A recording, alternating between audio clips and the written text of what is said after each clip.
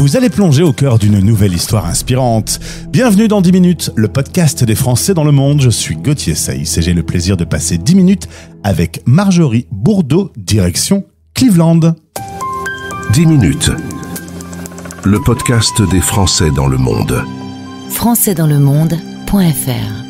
Et je retrouve Marjorie avec qui nous avions échangé en 2021. On la retrouve aujourd'hui, elle a déménagé, elle est aujourd'hui basée à Cleveland. L'occasion de visiter cette ville des USA. Bonjour Marjorie. Bonjour Gauthier. Alors c'est vrai qu'on avait fait un podcast ensemble en France, tu étais kiné, tu t'es retrouvée amoureuse d'un Américain, tu t'es installée en Californie et tu as voulu faire une équivalence pour récupérer ton diplôme. Eh ben, on n'y est toujours pas. Non, on n'y est toujours pas. Ouais, il y a eu des changements de vie, 2 bébés qui sont passés par là, 2 déménagements depuis qu'on s'est parlé. Donc c'est toujours en suspens, mais un jour ça viendra. En tout cas, tu nous confirmes que obtenir une équivalence n'est pas une chose simple. Non, toujours pas.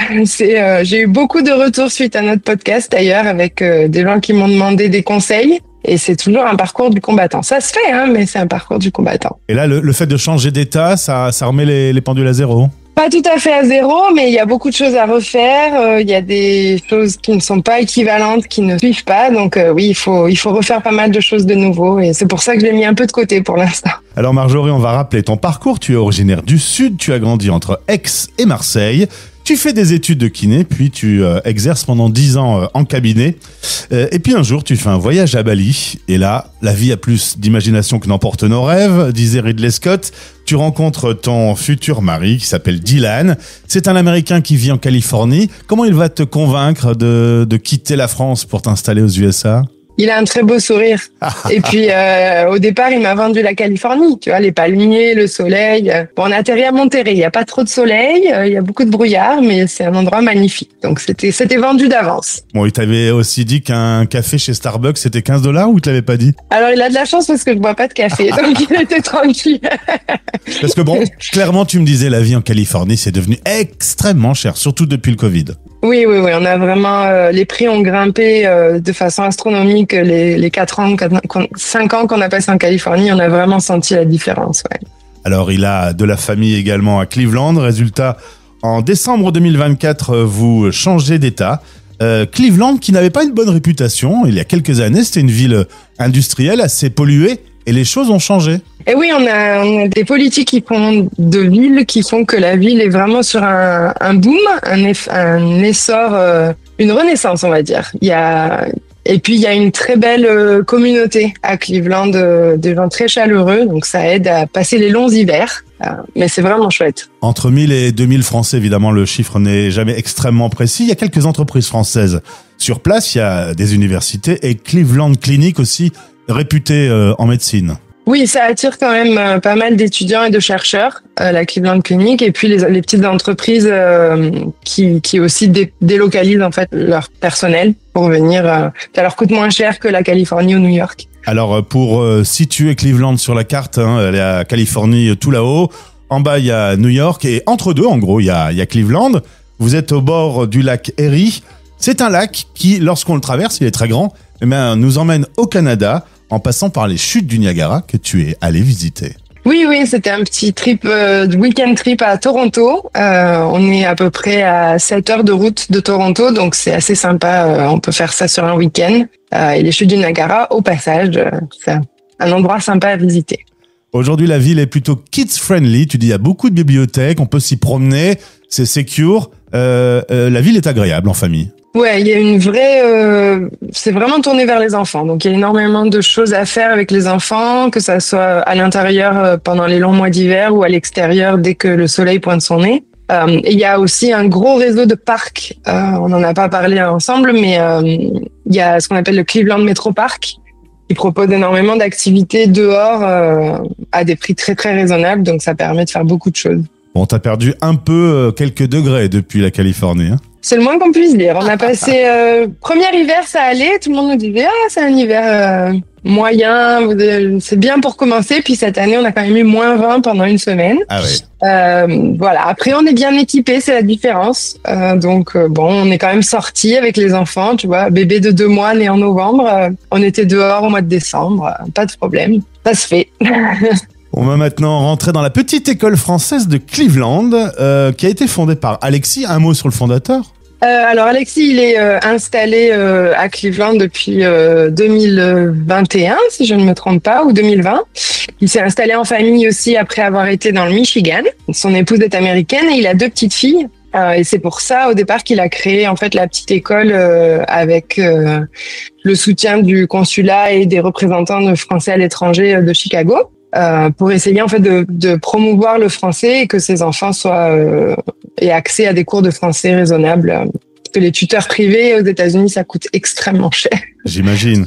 Aujourd'hui, une quinzaine d'enfants sont inscrits au cours, plus une dizaine d'autres pour les activités, parce que il y a les cours et aussi les rendez-vous culturels, les ateliers de lecture, les ateliers culinaires. Enfin, vous faites vivre la communauté française autour de rendez-vous français.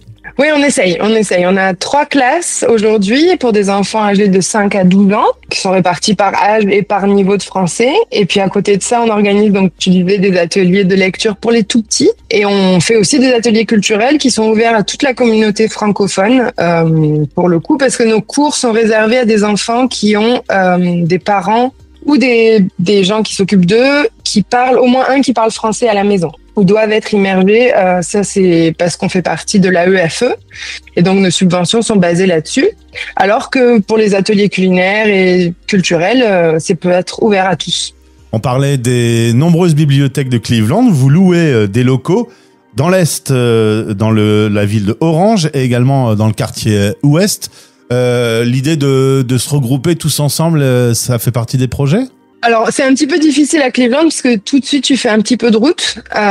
C'est pour ça qu'on essaye d'ouvrir pour la rentrée une classe à l'est de Cleveland. Parce qu'en fait, là, par exemple, pour te donner une idée, là où moi j'habite, si je devais emmener mon fils au cours à l'ouest, j'aurais à peu près presque 1 heure de route. Pour des cours qui sont d'1 heure, c'est un petit peu difficile pour les familles. Donc, le fait de scinder en 2, ça permet que tout le monde ait accès, en fait. L'idée, c'est que tout le monde puisse avoir accès. Par contre, pour les activités culturelles, on essaye de se regrouper un peu au milieu pour que tout le monde puisse venir, justement. Et il y a pas longtemps, vous avez eu l'occasion de visiter un musée avec une visite en français, c'est sympa. Oui, on a fait le musée d'art de Cleveland, qui est un musée génial à faire si un jour tu viens nous rendre visite, qui est gratuit. Et du coup, on avait la chance d'avoir Candice, une guide francophone et française, qui nous a fait une petite visite avec les enfants. C'était super. Alors en tout cas, si vous comptez vous installer à Cleveland et que vous voulez que votre enfant maintienne le français, direction la petite école française de Cleveland. Il y a le site internet, il y a le Facebook, il y a l'Instagram. Facile pour vous contacter. Oui, on a tout mis en place. On a une nouvelle équipe là qui s'est mise en place sur cette dernière année. Et maintenant, on essaye vraiment d'être visible pour que les gens puissent nous trouver. Est-ce que la ratatouille du sud de la France te manque, Marjorie? Tu as annoncé que c'était ton plat préféré. Ouais, c'est toujours difficile. Ça, la nourriture, il y a la nourriture et la famille. Même après 6 ans, ça manque toujours. Vous aviez eu votre premier bébé en 2022, le deuxième à 5 mois. Vivre en France avec ton mari Dylan, ça fait partie des idées possibles? C'est possible, ça a jamais été enlevé de la table. Pour l'instant, là, il a trouvé un nouveau boulot qui est très bien, qui a des accès à l'international, donc pourquoi pas. C'est pas dans nos projets immédiats. Après, tu le sais bien, le climat politique actuel est compliqué, donc ça dépendra aussi de ça dans les prochaines années. Mais pour l'instant, on est bien où on est. Parce que je te pose la question, évidemment, il y a un peu l'ambiance latente, mais aussi pour les enfants. Est-ce que tu trouves que leur français est suffisant? Est-ce que tu aimerais qu'ils soient plus baignés dans la culture? Alors mon grand, il va avoir 3 ans là, donc j'essaye de lui parler autant français que je peux. Il comprend tout, c'est assez impressionnant, hein, les enfants bilingues. On appelle beaucoup mes parents, ma sœur, pour qu'ils puissent pratiquer. C'est vrai qu'ils parlent moins que ce que je voudrais. C'est pour ça qu'on essaye d'ouvrir aussi une classe pour les petits. J'essaye de pousser parce que on a une petite communauté à l'est de Cleveland où il y a des petits entre 2 et 5 ans. Et les parents aimeraient bien qu'ils aient un peu plus d'accès. Des copains aussi qui parlent en français. Parce que dès que tu as des copains, tu as plus envie.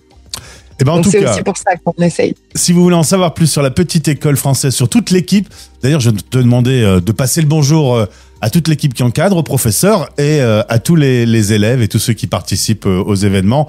Le site internet est présent dans le lien de ce podcast. Merci beaucoup, Marjorie. Bon, alors dès que tu as ton équivalence, tu nous rappelles, hein. Ouais, alors ça va pas être de suite, Gauthier. On va se reparler encore dans 4 ans de ça. Mais oui, tu sais bien que c'est toujours un plaisir de venir discuter avec toi pour n'importe quel sujet. Je suis ravie que ce podcast continue et que même après toutes ces années, tu vois, on se retrouve. C'est très chouette. Bah écoute, merci beaucoup. On s'acharne et désormais, chaque jour, plus de 100 000 personnes nous écoutent aux 4 coins de la planète. La radio des Français dans le monde grandit et notamment grâce à des témoignages comme le tien. Merci beaucoup. Tu passes le bonjour à toute l'équipe et on se retrouve bientôt. Salut. Merci. Français dans le monde. Vous écoutez La Voix des expats.